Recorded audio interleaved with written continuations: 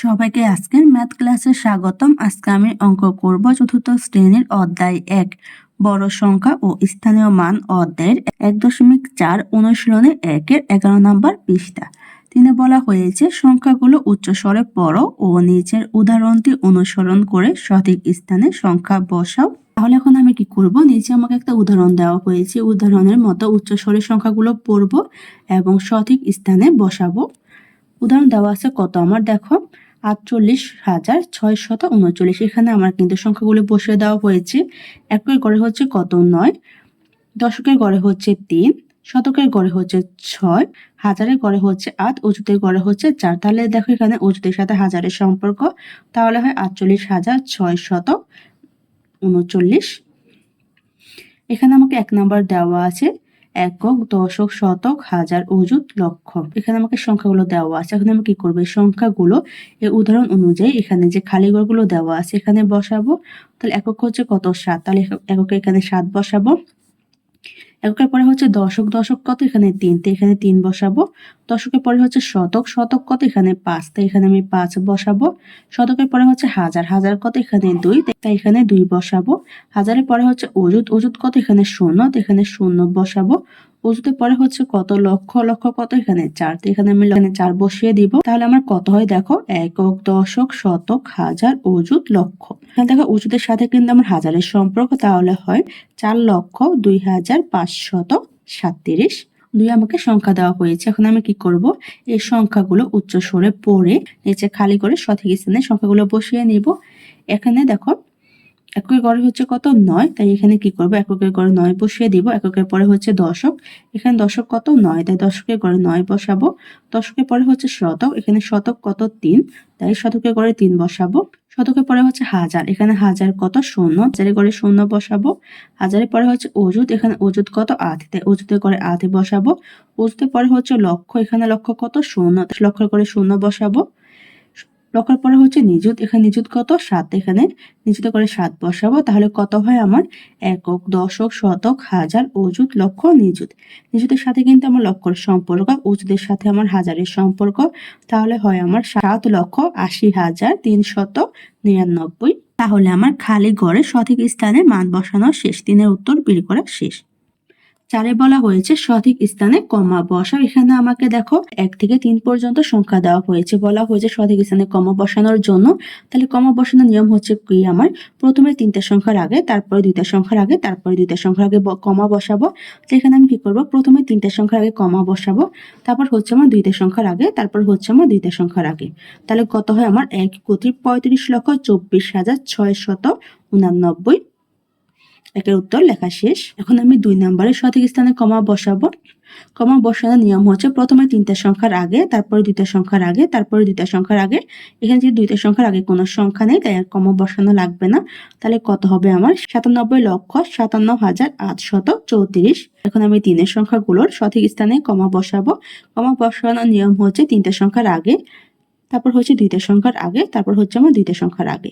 তাহলে এখানে আমার কত 5,55,55,555। 4-এর উত্তর বের করা শেষ। 5-এর 1-এ বলা হয়েছে ক থেকে গ স্থানে সংখ্যা বসাও। এখানে আমাকে একটা সংখ্যা লেখা দেওয়া হয়েছে, বলা হয়েছে ক, খ, গ স্থানের সংখ্যাগুলো বসানোর জন্য প্রথমে আমাকে 0 দেওয়া হয়েছে, তারপরে কত 1000, তারপরে দেওয়া আছে 2000, 1000, 2000, মাঝখানে আমাকে একটা চিহ্ন দেওয়া হয়েছে কত ক।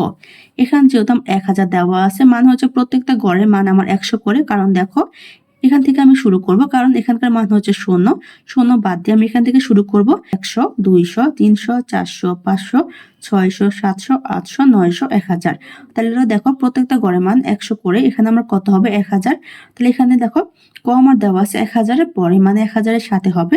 এখানে যেহেতু 1000 আর এখানে প্রত্যেকটা গড়ের মান 100 করে, তাহলে আমি 1000-এর পরে গড় গুণে দেখবো যে আমার ক পর্যন্ত কত হয়। 1000-এর পরে হচ্ছে কত 1100, 1200, 1300, 1400, 1500। তাহলে এখানে কত হবে আমার কর জায়গায় 1500, তাই আমি লিখে দিব 1500।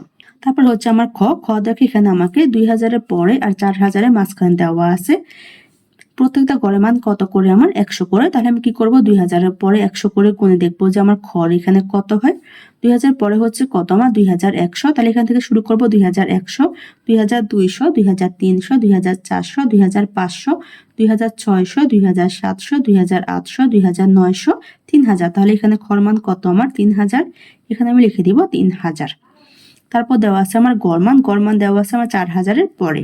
এখানে প্রত্যেকটা গড়ের মান যেহেতু 100 করে, তাহলে আমি কি করব 4000-এর সাথে প্রত্যেকটা গড়ের মান যোগ করে নিয়ে দেখবো যে গড় এখানে কত হয়। 4000 পরে কত হবে আমার 4100। তাহলে এখান থেকে শুরু করব 4100, 4200, 4300, 4400, 4500, 4600, 4700, 4800, 4900।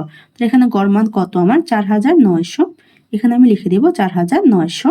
তাহলে গড় মান কত বের হয়েছে 1500, ঘর মান 3000, গড় মান 4900। 5-এর 1-এর উত্তর লেখা শেষ। 2 বলা হয়েছে ক থেকে গহ স্থানে সংখ্যা বসাও। এখানে আমাকে একটা সংখ্যা রেখা দেওয়া হয়েছে আর বলা হয়েছে ক খ গ ঘের সংখ্যা বসানোর জন্য। এখানে দেখো আমাকে প্রথমে 70,000 দেওয়া আছে, তারপর 80,000 দেওয়া আছে। 70,000-এর আগে কোনো সংখ্যা দেওয়া নেই, তাহলে এখানে 70,000 যেহেতু দেওয়া হয়েছে প্রত্যেকটা গড়ের মান 1000 করে, আর এখানে দেওয়া আছে কত 80,000, আর এখানে মানগুলো বের করতে বলা হয়েছে 80,000-এর পরে। তাহলে এখন আমি কি করব 80,000-এর পরে গড়গুলোর সাথে 1000 যোগ দিয়ে এখানে ক খ গ ঘের মান বের করে নিব। তাহলে প্রত্যেকটা গড়ের মান যেহেতু 1000 করে, 80,000-এর পরে 1000 করে যোগ দেব। তাহলে 80,000-এর সাথে 1000 যোগ দিলে হয় আমার 81,000, 82,000, 83,000, 84,000, 85,000, 86,000, 87,000, 88,000, 89,000, 90,000। তাহলে গড় এখানে কত হবে 90,000। এখানে আমি লিখে দিব 90,000। এখন আমি খরমান বের করব। এখানে যেহেতু 90,000 খরমান বের করব, খরমান হচ্ছে আমার 90,000-এর পরে। আমি কি করব 90,000-এর সাথে এখানে যতগুলো গড় দেওয়া আছে গড় আন্দাজে মান বসিয়ে যোগ করে নিব। তাহলে প্রত্যেকটা গড়ের মান কত করে আমার 1000 করে। তাহলে এখানে দেখো 90,000। তাহলে এখানে আমি কোণে দেখবো যে আমার কয়টা গড় হয়, 1টা 2টা 3টা। তাহলে 3টা গড়ে একটা গড়ের মান যেহেতু 1000 করে, 3টা গড়ের মান 3000। 90,000-এর সাথে 3000 যোগ দিলে কত হবে আমার 93,000। এখানে আমি লিখে দিয়েছি 93,000। তাহলে ঘর মান কত 93,000। তারপর দেওয়া আছে গ। এখানে প্রত্যেকটা গড়ের মান কত করে আমার 1000 করে। এখানে দেওয়া আছে গ আমার ক আর খর পরে। এখানে যেহেতু খ আমি 93,000 বের করে নিয়েছি আর প্রত্যেকটা গড়ের মান 1000 করে, আমি 93,000-এর ঘর এখান থেকে গুণে দেখবো যে গড় এখানে আমার মান কত হয়। এটা 93,000, তারপর হবে 94,000, 95,000, 96,000, 97,000, 98,000, 99,000, 1 লক্ষ। তাহলে গড় এখানে কত হবে 1 লক্ষ। এখানে আমি লিখে দিব 1 লক্ষ। তাহলে আমি লিখে দিয়েছি 1 লক্ষ। গড় মান বের হয়েছে কত 1 লক্ষ। তারপর হচ্ছে গহ। এখানে যেহেতু গহ 1 লক্ষের পরে, তাহলে 1 লক্ষের সাথে এই দাগগুলোর মান বসে গড়ের মান বের করে নিব। প্রত্যেকটা গড়ের মান কত করে আমার 1000 করে। তাহলে আমি 1 লক্ষের সাথে প্রত্যেকটা গড়ের মান যোগ করে দেখবো যে গহ আমার কত হয়। তাহলে 1 লক্ষের পরে হচ্ছে কত 1000। তাহলে 1 লক্ষের সাথে 1000 যোগ দিলে কত হবে 1 লক্ষ 1000, 1 লক্ষ 2000, 1 লক্ষ 3000, 1 লক্ষ 4000, 1 লক্ষ 5000, 1 লক্ষ 6000, 1 লক্ষ 7000। তাহলে এখানে কত হবে আমার 1 লক্ষ 7000। এখানে আমি লিখে দিব 1 লক্ষ 7000। গড় মান তাহলে কত হয় 1 লক্ষ 7000। তাহলে আমার কর মান হয় 90,000, ঘর মান 93,000, গড় মান 1 লক্ষ, গড় মান 1 লক্ষ 7000। এর উত্তর বের করা শেষ। আজকে ক্লাসটি এখানে শেষ। সবাইকে দেখার জন্য ধন্যবাদ। যদি আমার ক্লাসটি তোমাদের কাছে ভালো লেগে থাকে একটা সাবস্ক্রাইব করে দিও। ধন্যবাদ।